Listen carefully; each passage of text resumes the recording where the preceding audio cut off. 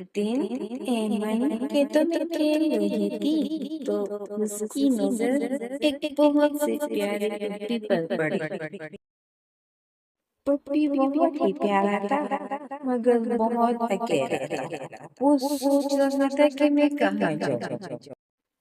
एमन उसकी तरफ आगे बढ़ी और वो बहुत खुश हुई पप्पी को देखकर। पप्पी, तुम क्यों अकेले बैठे हो? क्या तुम बिस्किट खाओगे? मुझे बहुत भूख लगी है। एमन पप्पी को बिस्किट खिलाती है। इस तरह उन दोनों में बहुत ही अच्छी दोस्ती हो जाती है। चलो पप्पी, चलते हैं। बड़ा मजा आ रहा है ना पप्पी? तुम्हें मजा आ रहा है?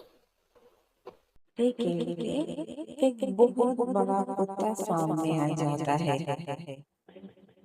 और वो पप्पी एमन को उस कुत्ते से बचा लेता है। इस तरह एमन और पप्पी में बहुत गहरी दोस्ती हो जाती है और वो एक दूसरे के साथ बहुत खुश होते हैं।